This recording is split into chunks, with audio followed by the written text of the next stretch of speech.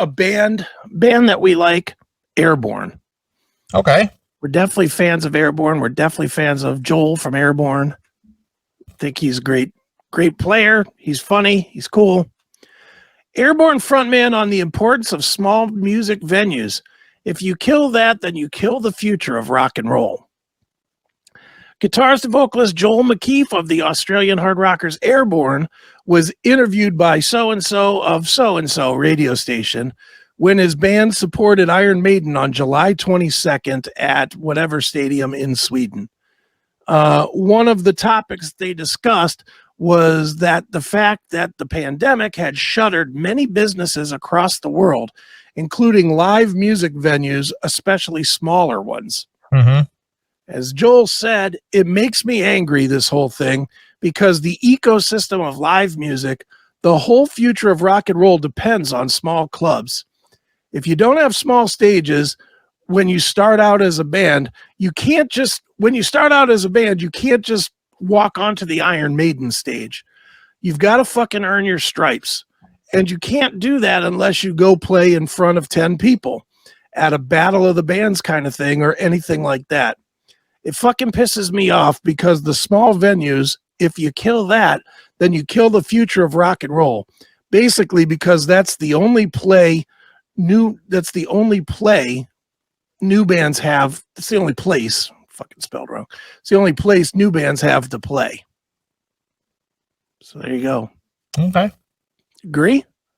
Yeah. I mean, the thing is you gotta, whenever you see like a Bob Nalbandian flick where, the various musicians that he interviews and so on and so forth about certain scenes, whether it was the LA scene or the thrash metal scene in the Bay Area and all that kind of stuff, everybody mentions, well, we played at this club or we played at this club. Sure. Or, people would come out and see us, and then we moved to the bigger, venue, or we got to move up to, this theater or whatever. And they talk about their progression, as their fan base was growing. And, of course, this was back in the day when there was a outlet for their music to be heard and promoted. Sure. Unlike today. I mean, again, unless you're trolling YouTube or, flipping through Spotify or something. I mean, where do people find out about new bands? Yeah, no, you're right. I mean, that's it. YouTube is kind of the way people find music these days. And there's no promotion on YouTube. It's just like you just stumble across it, or it's word of mouth, or whatever the case may be. I feel bad, and we talked about this a million times over the last decade about where is the next big band, and I just don't see that ever happening. That era's over. It is, and it's unfortunate for some of these bands. Like, I'll point to Airbourne, since we're talking about Airbourne, as a very distinct band. If Airbourne would have come out in the 80s, they would have been a huge band. Yeah, they would have been AC/DC.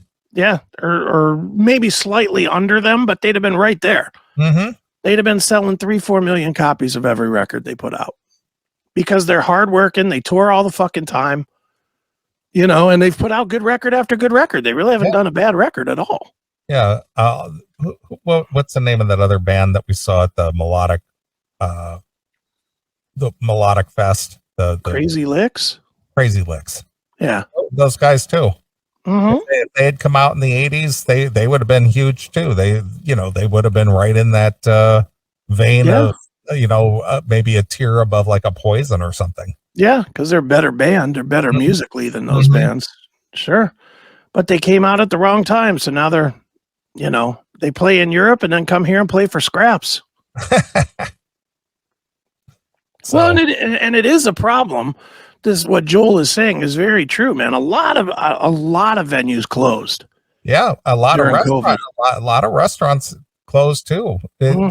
I saw an article here not long ago, like a week or so ago, about the number of restaurants that went out of business. It's in the thousands. Oh yeah, it's crazy. Is that just Chicago? No, it's just, I'm talking about nationwide. Nationwide, yeah. Yeah. Well, I mean, I would imagine just in Chicago, a bunch of bands or a bunch of venues closed. Mm-hmm. Because that rent down in downtown Chicago ain't cheap. And if you got nobody coming down there I know a couple businesses that one of my customers went under that was doing great business, that the Cuban restaurant that was down there. Yeah. COVID hit and wiped that right off the map. Yep. Because as good a business as they were doing, 3-4 months of no money coming in, and that was it. Dunzo on the Cuban sandwiches. Yeah. But all right, so Joel continues. It makes no sense that governments will help football teams. They'll help all the sports, all of the religions, all of this stuff, but they don't help the arts, music. And if they do, it'll be violins and fucking cellos, not rock and roll.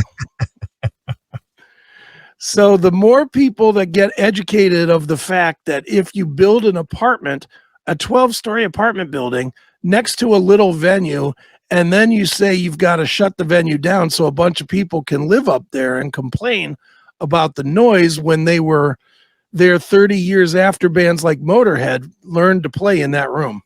I read that exactly. I don't know what that means, but okay. I guess it means that the venues next to an apartment building are being closed.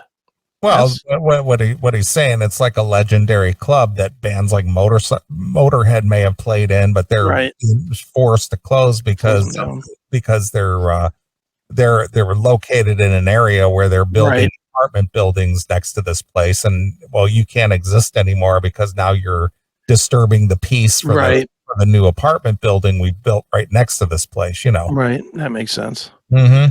That's just so crap. It makes no sense. It's one of those things that makes me so fucking angry. What would be great is if the Dave Grohls and the Lars Ulrichs and everyone got together and said, we're going to change this. We're going to go to the governments because they always come to our shows. There's always the politician that wants the backstage pass. It's like, well, here's 10 minutes of our time in the backstage area. You do this, you kill this. So while you want to go to the Foo Fighters gig and the Metallica gig, the future bands from your city won't be able to have a future because literally the laws that you make and the laws that you govern stop it.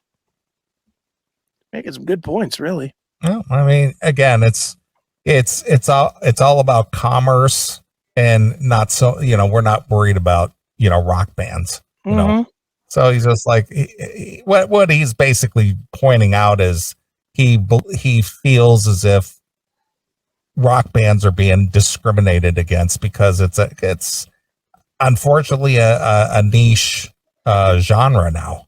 Right. Yeah, it is. And it's just, I mean, his points are definitely valid that, without these venues, and there's so many less venues out there right now, nothing is going to survive later on. There's not going to be anything left.